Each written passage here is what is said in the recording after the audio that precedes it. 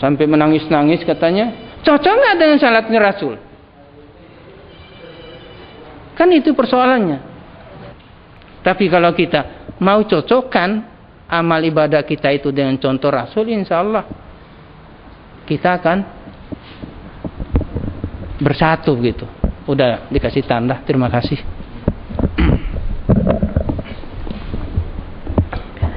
Ya, terima kasih. Bagaimana kiat-kiat mempersiapkan agar keluarga generasi nanti tidak terjangkit virus-virus kesesatan. Nah, ini harus dipersiapkan dengan ilmu Islam yang sesuai dengan pemahaman Islam yang benar. Di antaranya, Islam itu kepada ahli kitab itu termasuk dekat. Dibanding terhadap orang musyrik, itu lebih dekat kepada ahli kitab. Nah, sampai makan untuk orang muslim. Nah, tetapi dalam hal belajar, dalam hal menuntut ilmu agama, Nabi menyarankan la tas'alu ahlal kitab an syai'. Itu di dalam kitab Sahih Bukhari ada babnya dan diterangkan oleh Imam Ibnu Hajar dalam kitab Fathul Bari secara panjang. Kamu jangan menanyakan kepada ahli kitab mengenai sesuatu.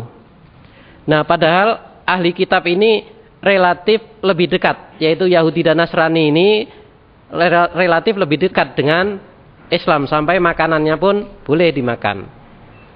Apalagi dibanding orang musyrik, itu lebih dekat yang ahli kitab itu. Tetapi dalam masalah ilmu ternyata la tas'alu ahlal kitab an syai'. Kamu jangan menanyakan pada ahli kitab mengenai sesuatu. Kemudian Imam Ibnu Sirin dikutip dalam kitab Sahih Muslim, kitab hadis Sahih Muslim, mengatakan inna hadzal ilma dinun fanzuru aman ta'khuduna dinakum. Sesungguhnya ilmu ini adalah agama. Lihatlah dari siapa kamu sekalian mengambil agamamu itu. Nah, jadi di sini di dalam mengambil ilmu agama itu dilihat apakah memang dia benar atau tidak.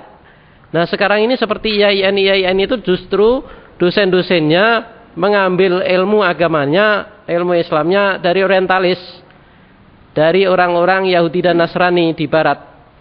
Nah, ini artinya sebenarnya secara tata cara mencari ilmu itu sudah tidak benar. Nah, jadi kita harus menghindarkan yang itu. Apalagi belajar ilmu agama kepada orang-orang musyrik. Nah, dengan demikian kita harus menata pengetahuan, artinya kita pembelajaran kepada anak-anak kita, generasi kita itu harus ditata. Benar-benar harus kita awasi kepada siapa kita mendidikkan anak-anak kita.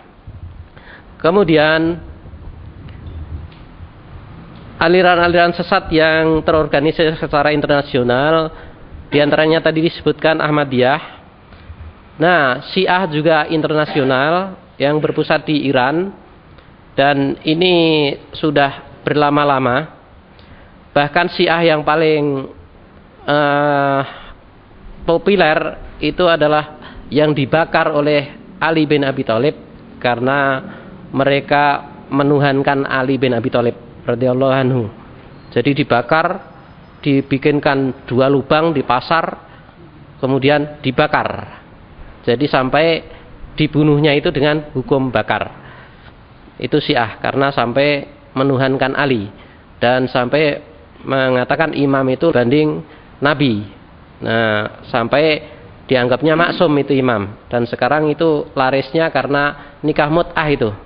Sampai di kampus-kampus itu ada nikah mut'ah. Sampai Ustadz Iksan ini bilang di Makassar, ini mahasiswa memut'ah, ayo kamu saya mut'ah dari pintu keluar ini sampai pintu gerbang sana. Dituntun itu cewek atau gadis itu dituntun dengan alasan ini nikah mut'ah.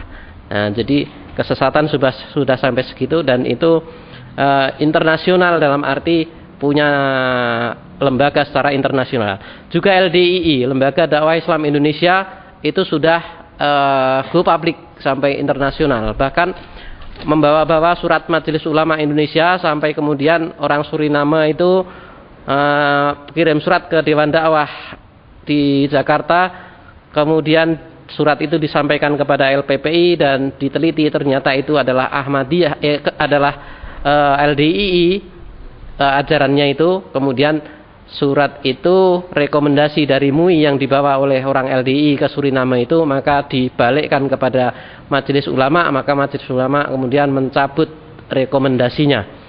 Nah, kemudian jaringan Islam liberal dan juga macam-macamnya seperti para Madinah itu punya jaringan secara internasional, bahkan kontributor-kontributor, penyumbang-penyumbang dana itu jelas dari luar, lembaga kafir dari luar, dan juga kontributor untuk menulis dan sebagainya ada yang dari luar. Nah, kemudian Bahai ini sifatnya internasional dan itu campur-campur antara Yahudi, Kristen dan Islam. Dan kemudian Inkar Sunnah ini di Malaysia juga ada. Kemudian di Mesir dulu orangnya Rashad Khalifah itu tinggal di Amerika, sudah meninggal tahun 80-an. Nah, itu hubungannya erat dengan yang ada di Malaysia. Tetapi yang di Indonesia ini Inkar Sunnahnya kelihatannya sebagian pemimpinnya itu tidak bisa mengerti Al-Quran. Jadi Inkar Sunnah tetapi sebagian ada yang tidak mengerti Al-Quran.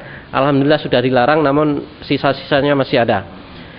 Kemudian tentang pengobatan Al-Quran dengan pengobatan yaitu ruqyah, ya, memakai ayat-ayat Al-Quran.